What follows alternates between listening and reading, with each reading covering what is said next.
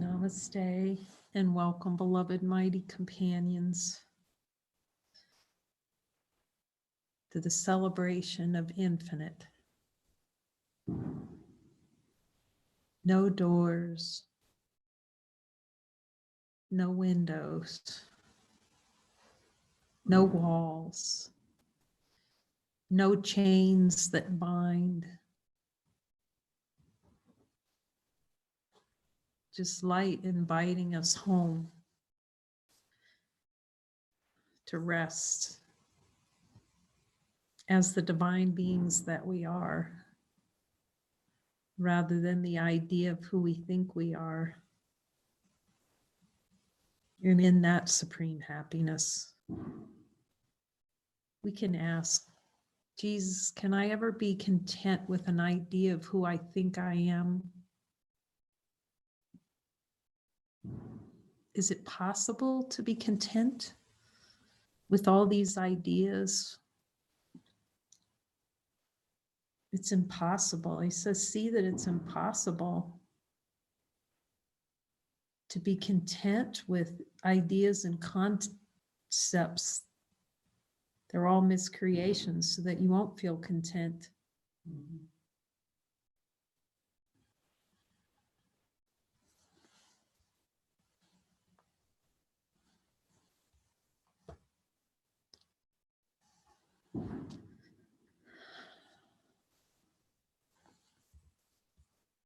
To make it seem like something's missing. It's like giving God a little bit extra.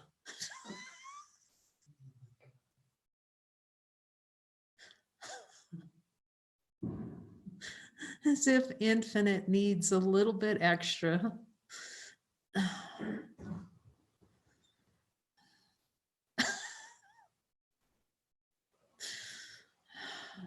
As we're finding in these little sessions, they get funnier and funnier. Like we're starting to laugh so hard. It's like, and Jesus is saying that's really his encouragement to when we see the play, to laugh at it and let it go back into the smoke and mirrors that it is. Oh my gosh, we laugh so hard here. All day long. All day long. I mean, things arise up because but when you're really watching the play instead of being involved in it, that's when we're casting ourselves into hell. As soon as we take the ride and buy the ticket to hell. Yeah. So when So if you're just focusing on the desire for hell, it's going to really so much easier. As soon as you see that twitch and just get them to show you quick. Okay, here's the little fabrication of hell happening. The little hell machine starts riding. Just because it's riding doesn't mean we need to jump on it. That's a good one to talk to Jesus on really early too. It's like, because here's the play in consciousness is that once that train, Mooji would talk about stay on the platform. Don't get on the train of the mind. Don't get on it. Okay, let's say you find yourself in the train. See, the way consciousness plays is that I'm helpless. I can't get off. Yes, you can, because you're more powerful than consciousness. But the desired experience, you start looking through that chapter 20, where Jesus gives that density of all the desires, you'll see in there the desire to make it difficult to get off the train. It's not said in that many words, but essentially the play of consciousness to deny divinity is to make it seem difficult to get off the thought train or impossible. Jesus, do I have a desire for an experience that it will be difficult to get off the train of thought? that it takes me over. You'll see it, the desire to be taken over.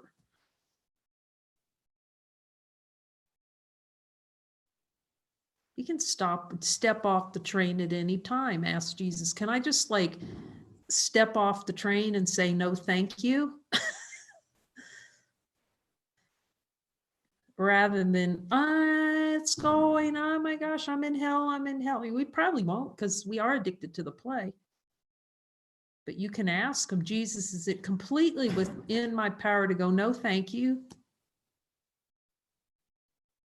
And so many beautiful reflections here of that, where beings are going, I can see the mind going, but they're just not buying in. It's just telling a whole story. We had the best Christmas story yet today.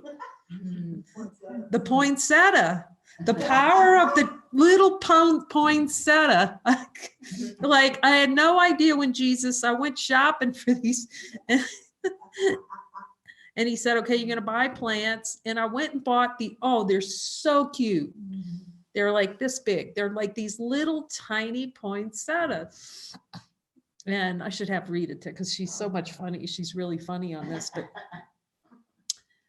but it's just catching the play in consciousness. So I just put them up on the counter a couple of places. And then I'd see that they would get moved. And so I just move them back because I could hear you. And Jesus told me, yes, so I moved him back over there. And then, Rita was just observing and watching. See, she was watching with the mind, how it was a play in consciousness to move them back, and a story about, what?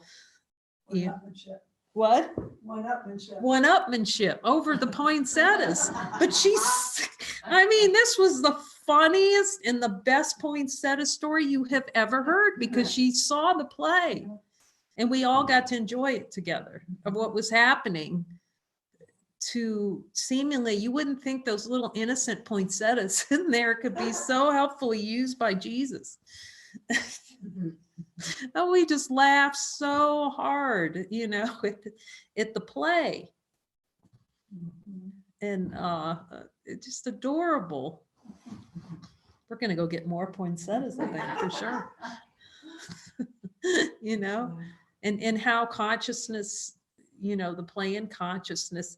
And I'll tell you what was also powerful about that, in that recognition, in that looking, is there was innocence in it. Even her talking about it and saying, I could see this happening in my mind, and wanting the control and all these things, but there was like pure innocence. There wasn't any, and I'm guilt and going to hell and all that, the I extras in it.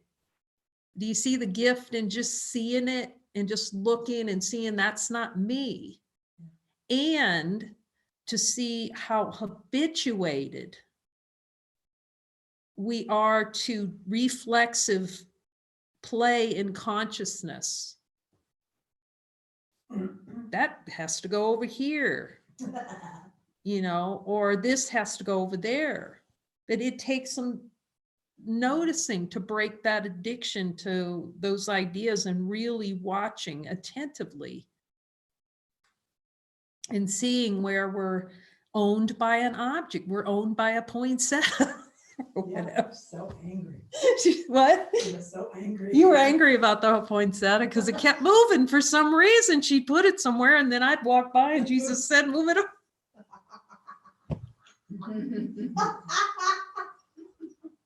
And you moved it around all over the living room.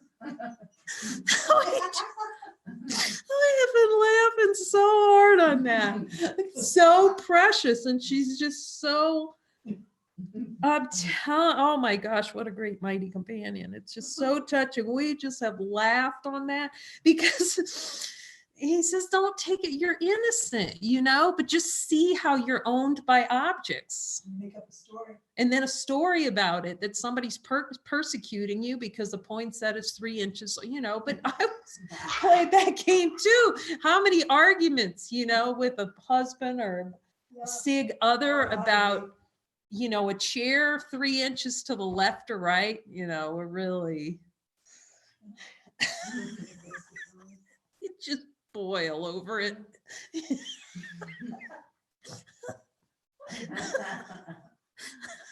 That play in consciousness.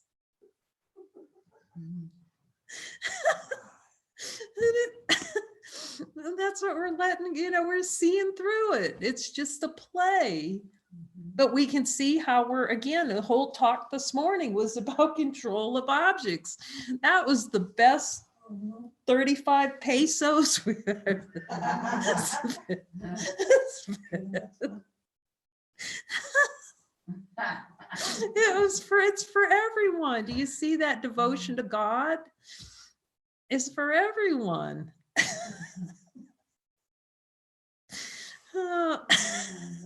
But at least we see it now. Do you see? And Jesus is providing a way to look in pure innocence.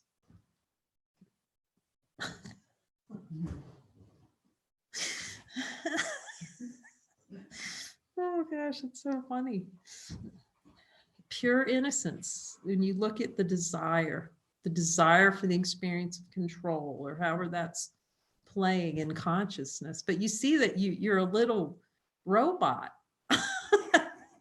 a little robot to the idea that you think that you have of yourself.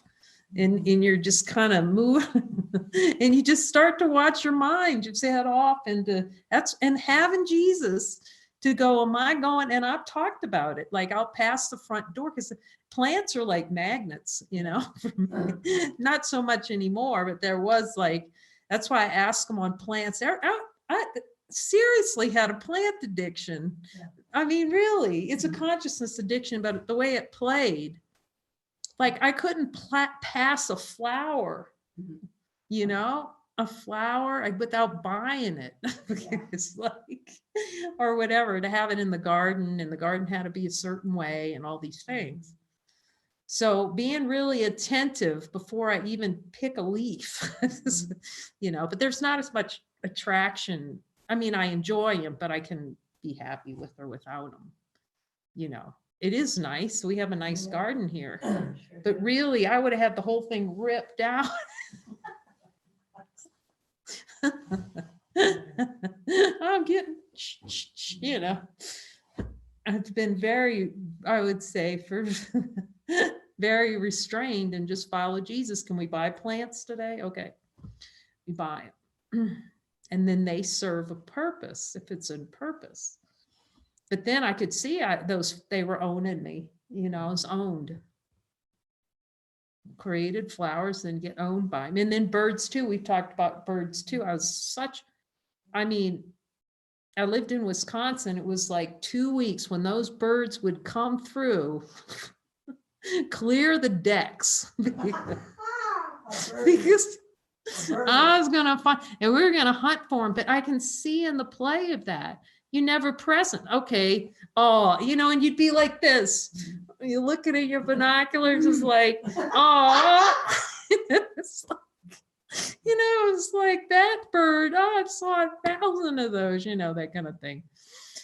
None of it's bad. It's all innocence. It's just a expression of the seeking and never finding, let me find another bird. And now, of course, and it's beautiful to have them. It's beautiful to have them. But I can feel that the kind of that gotta have one, gotta hunt for them's falling away. And I mean, there's so many birds out there for anyone who, thinks that they're going to lose or whatever. I've never lived around that many birds flying across the yard. I'm surprised people don't get hit back there because, I mean, this is like a major place sanctuary almost, of where all the birds come and migrate for winter. I think all of North America's out there pretty much. It's beautiful. It's really, really beautiful. But the, kind of that hunting mechanism as well Hiding in a bush. What? Hiding in a bush. Oh yeah, because I told them they were laughing at me because I told them, like, when I lived in it's okay, Jesus says I can say this. I lived in Wisconsin, like we'd get it was like 20 below, and we would go crawl out in the snow. So we wouldn't scare the ducks on the lake, because the lake had like 3,000 to 5,000 ducks out there, and we'd crawl out, and it's beautiful, but it's such a symbol of the hunt. The hunt for the next adventure, and then the comparison, well, there are not as many ducks as last year, and you check them off. And once you didn't, you just the play. So we're just catching how consciousness plays, not to see everything in wholeness, to slice the little ducks out and make sure you have your little duck checklist.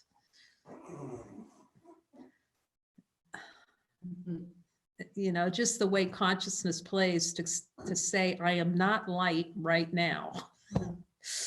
I'm not supreme happiness, like right in this moment.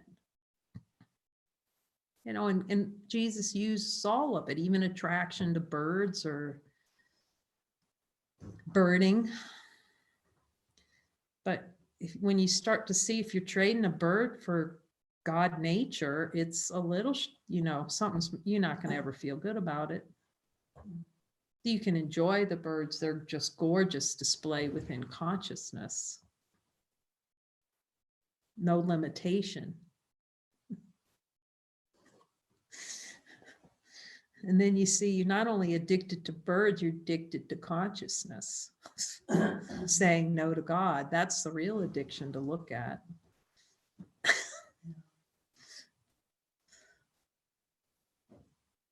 Then it gets funnier and funnier.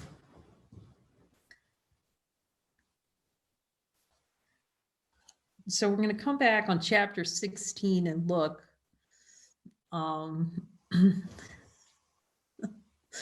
at the beauty of the play. So much love. Mass, even the beauty, even consciousness is beautiful. God is in everything I see. When it's seen in wholeness, and we're not like, our happiness does not depend on the next, whatever consciousness decides that it wants, like the next bird or the next. It's like we're at peace and happy regardless of the movement. Infinite light is happy. It's just isness. It's just happiness.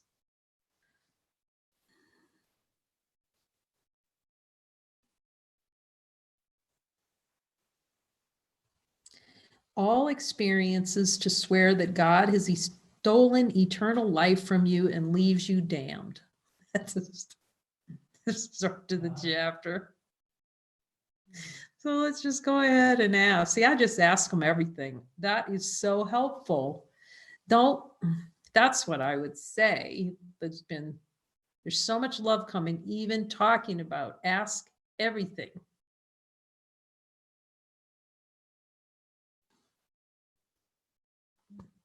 Really, why not?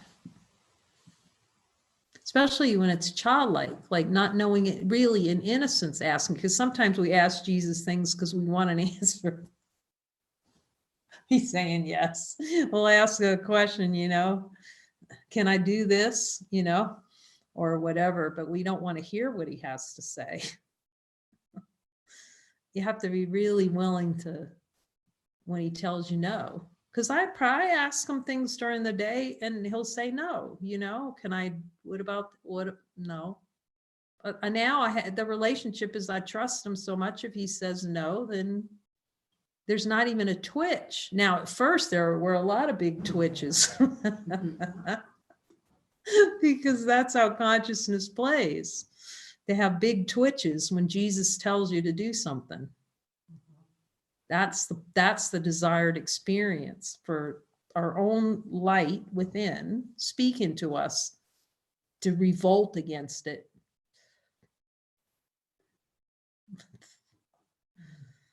You put up a bunch of defenses. So let's just ask, to swear that God had stolen, Jesus, do I have a desire for an experience? Oh, that's humbling. To swear that God has stolen eternal life from me below my level of awareness and leaves you damned.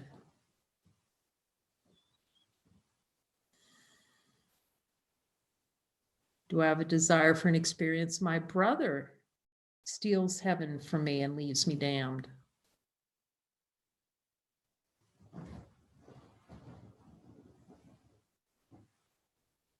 Because they're the same. Remember, he says our relationship that we have with God is the same that we have with our brother.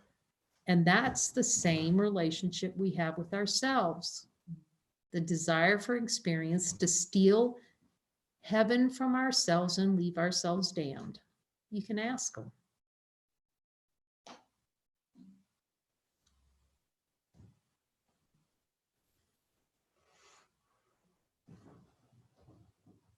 Every time we don't forgive, we steal heaven from ourselves and leave ourselves damned.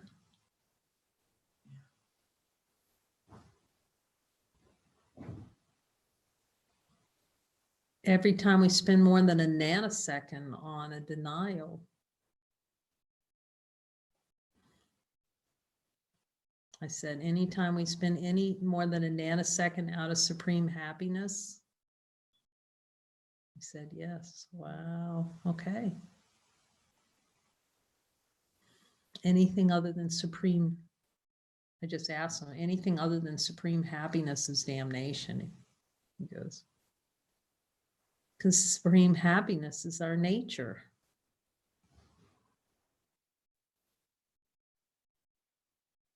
That's the power of thought.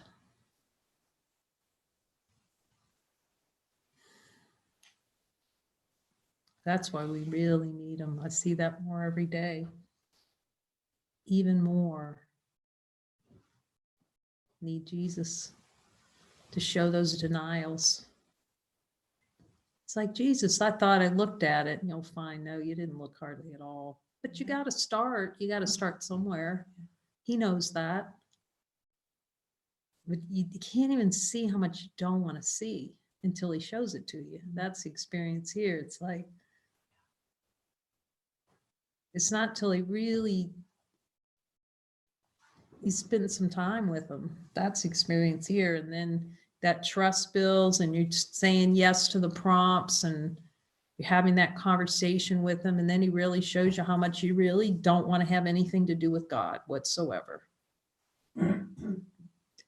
You know, it'll come out of the mouth one way going, oh, I really, really want God. Not until Jesus shows you, no, you don't. Not until you had some of those, when he takes you into the subconscious mind and you go, I don't want God one freaking iota.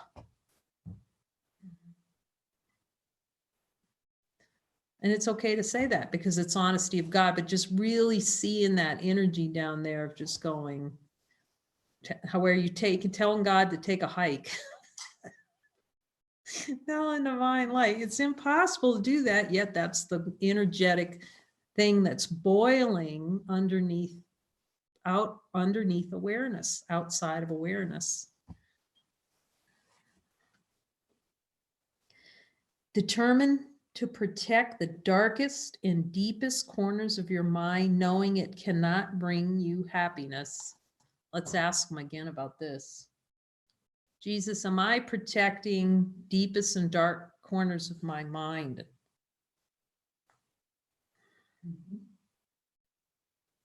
Am I afraid for you to see some of the corners of my mind? That's a good question.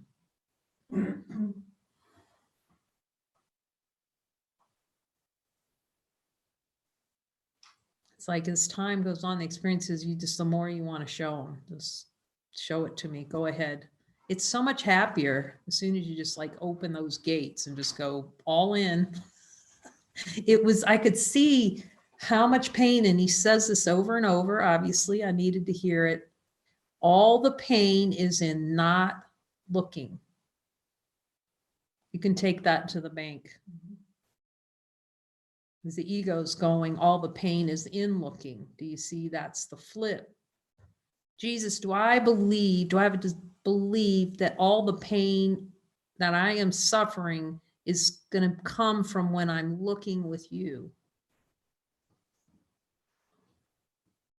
When I'm looking to see what's true, it's going to be painful. See, that's the play in consciousness, that to look is painful. And just notice how easy these joining sessions are. And how painless, aren't they painless? Mm-hmm. They're really, like I say, you end up laughing, really. Because it's so hilarious when you start to see the play and you see it in innocence with Jesus. But the play of consciousness is going to be to make the looking seem difficult. That's why the ego's trying to run the opposite direction for joining. And I'm asking Jesus, must we step through that? He says, yes, you must step past that fire. Because it's choosing divinity. That's something Jesus can't choose for you. You're already divine. He can help you, point you out, be there to answer questions. And acceptance of divinity is to step into those assignments, step into the joining assignments, step into what other assignments, and then you have the miracles. It's like Dyra stepping into, I don't think there is a big thumbs enthusiasm to do the translation. It was not a comfort zone, but and then the miracles coming, not the time and space rearrangement and the simulcasting Jesus. It's the power of stepping into function when you're called to serve the whole. And she's serving this beautiful community of beings so devoted to God that have come together in that WhatsApp group. They just like touch your heart every day when I go on there. And to be a facilitator of the love. So beautiful.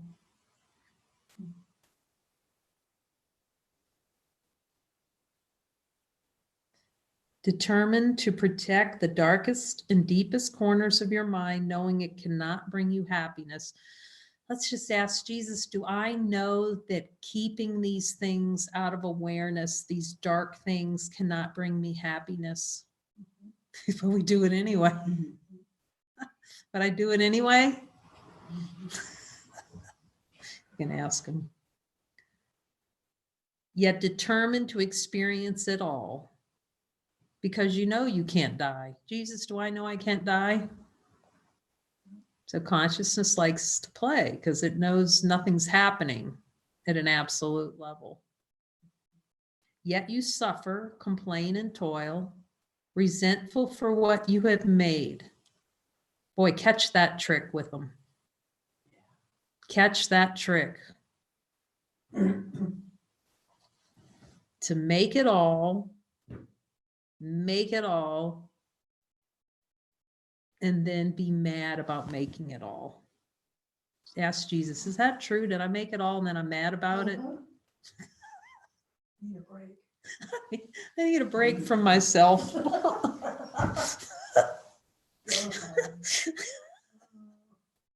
The only way through it is direct looking. You can ask Jesus. I've asked him. I'm trying to run this every way but Sunday, not to look. It's a Jesus. And they're just like an easier way. I could just pop awake.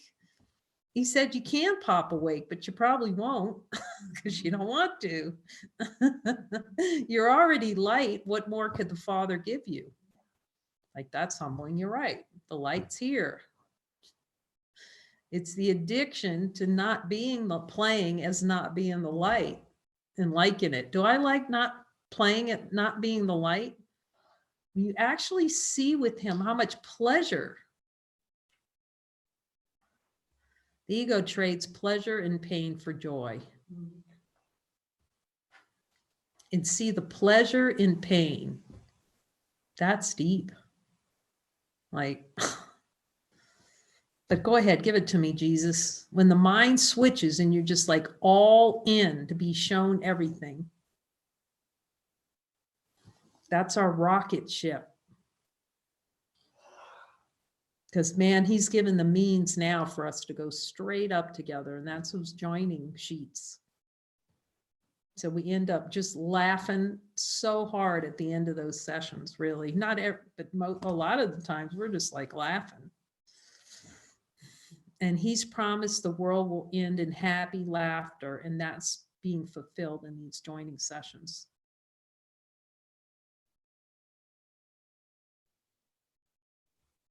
Speaking of which, I'm fairly sure we're going to have one tomorrow afternoon, probably around 4. It's going to be late if it comes in because I have to go to out of town. But I'm going to trust them that we're going to get back in time to have one at 4 tomorrow for anyone who'd like to join spontaneously.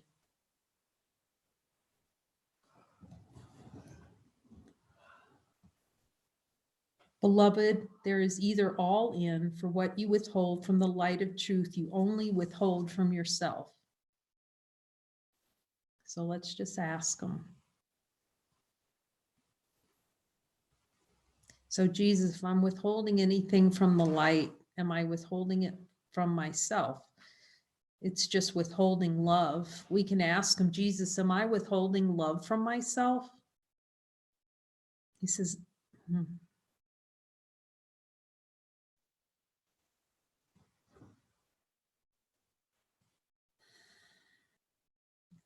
so much love in this. He says, when you don't follow me,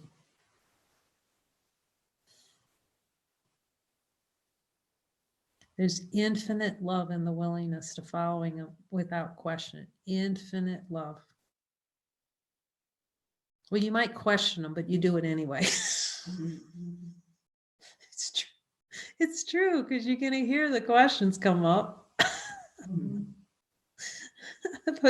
But what about? I mean, they fall away after a while because you see where they're coming from, the untrue.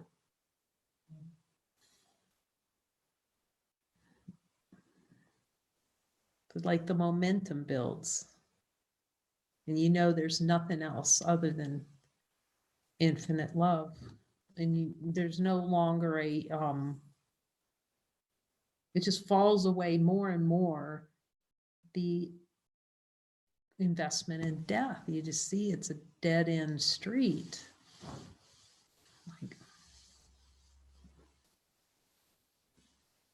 And you know that you just have, we're establishing the relationship. You just see it in every joining. We just had a beautiful one just a few minutes ago. It's so lovely when everybody reports on what Jesus is telling them. That's just priceless. And how everyone's like supporting everybody. Go for it. Can you join? Everybody, beings jump on. I had a lovely joining with Christy. This is from Linda. And Jesus told us that our desire to be in control keeps us desiring to experience pain and suffering. Our willingness to release control into the light was our opportunity to transcend our experience of limitation. Thanks, Christy and Jesus. Amen. Thanks, Christy and Linda. See, our light-bearing brothers who are bringing the light, bearing witness to the light within. And Jesus promised us that he is working with each of us exactly how we need the help to celebrate infinite light is here. You are the kingdom of heaven unless you deny that you are. I have offered a means to quickly see that you have all the power granted to you by heaven to drop the chains and take your rightful place. This is so beautiful. This rightful place thing has come up. Several beings have express rightful. Julie, I was talking about rightful place, and Muji would talk about it. Take your true position as light. Stay in your true position. Yet you must not hold back, because if you do, you are agreeing that you're weak. Do you see how we have to step into the assignments with Jesus and really go and not to waver for less than we are honoring ourselves? And we're honoring each other together and not accepting less than Jesus says, you can do anything I ask. And he will ask you for some things that you will think for sure impossible. So that's how he's helping us discover that we're infinite, invincible beings of light.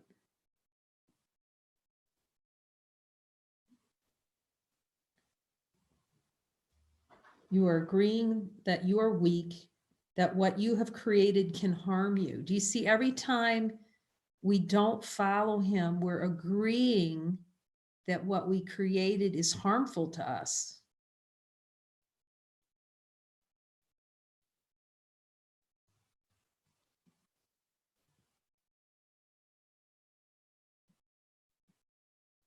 We're buying into the idea that we're getting on the train of death and going, well, Jesus will be on the train of death with me. No, he won't. He can't get on that train with you.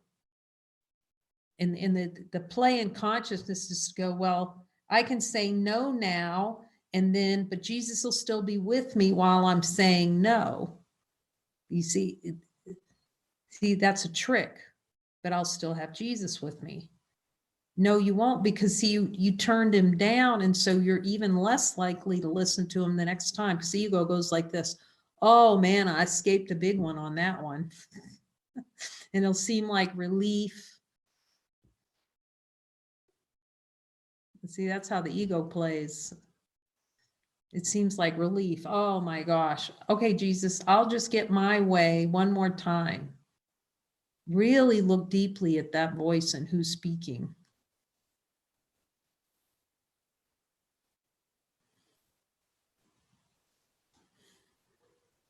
We really want to see who that voice for weakness and what it's actually doing, that whack-a-mole. Because it seems like relief, but we don't even see where we're dead. That's what I'm realizing working with Jesus. Couldn't even see how deep the death trance. No idea how deep that death trance is until he starts really showing. Okay, right here and right here and right there. Look at that.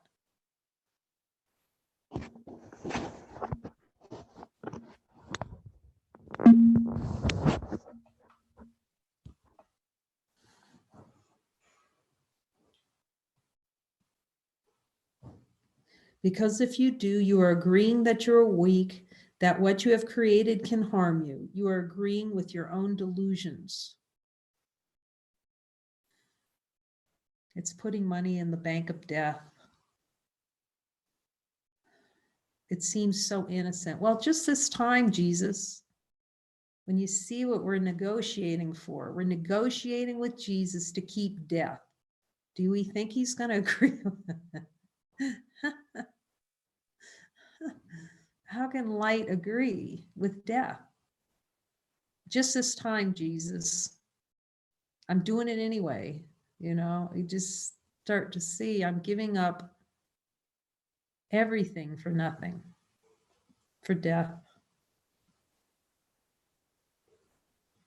This is a collaboration with what cannot be, kicking and yelling that you will be punished, denied, all when it is only up to you.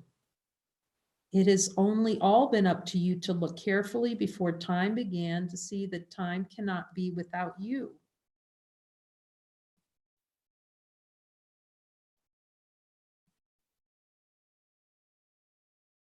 How can time exist without you? What came first, you or time? And in order to have an experience of time, what notices time? What's actually noticing time? See, it takes the timeless to know time. The timeless doesn't actually know time, but the part of consciousness that recognizes timelessness. The light doesn't know what time is.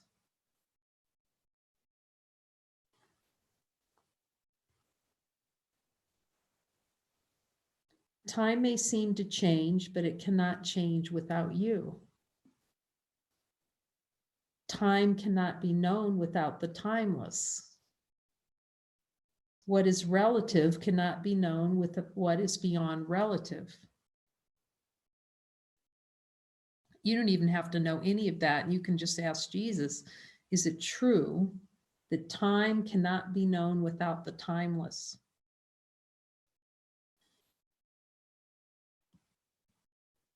And see that time can't know what timeless is.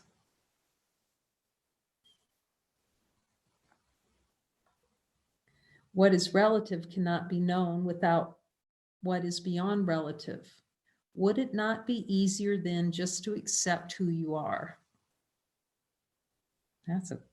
Thank you, Jesus. I want to look at that for sure. It is easier. So it's way, way, way, way, way more easier to follow Jesus. And there'll be a time that you'll scream and say, it is not easy to, I know I said that for sure. It is not easy to follow because of the desire to have an experience to make it not easy to follow our own divine power. You can ask, that's a good one to clear out too with Jesus. Jesus,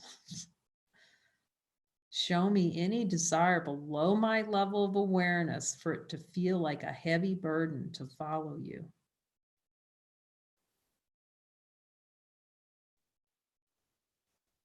To celebrate that you are not some weak, perishable object subject to the sands of time. Infinite light as it is, everything pure and reflecting the magnificence of all the love the Father has bestowed upon you. Shine on. Thank you for bearing your light, beautiful light, to this circle and your symbols of devotion and the support for really looking at the play of consciousness to see that it's not true, that we're so far beyond. You can ask Jesus now, Jesus, am I far beyond consciousness? And hear him say, Jesus, am I any way limited by anything in this world?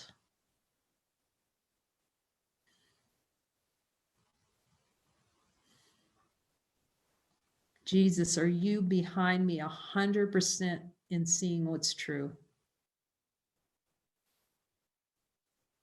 And will you hold my hand the whole way? And hear that, to put you on your knees.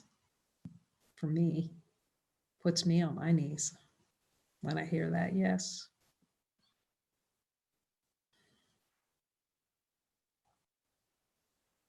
And I have sent you your brother as my representative, as the most direct means for coming together to see what's true and to be guided specifically by me in what to look at, and to know that I am with you and that you can hear my voice. You may have come with doubts that you will not leave with the doubts. That's what these light circles are for.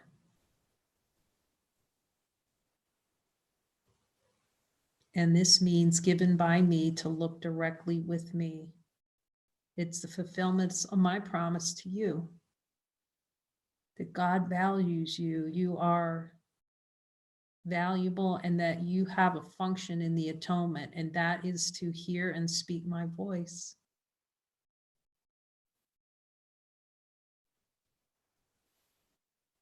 and to celebrate as divine being that you are, as the Father made you.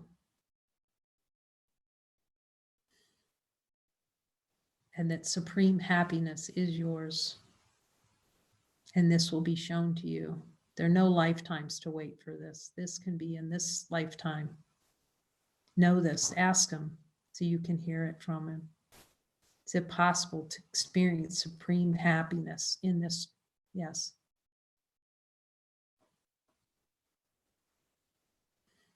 Is it possible to transcend this world in this lifetime? And hear his answer.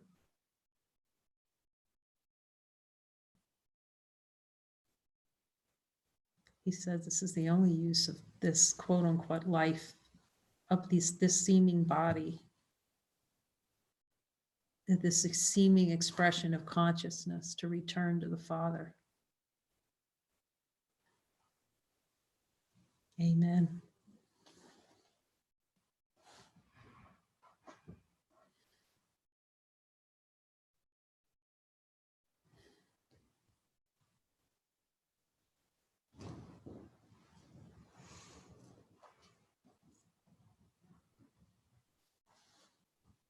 Love from San Juan.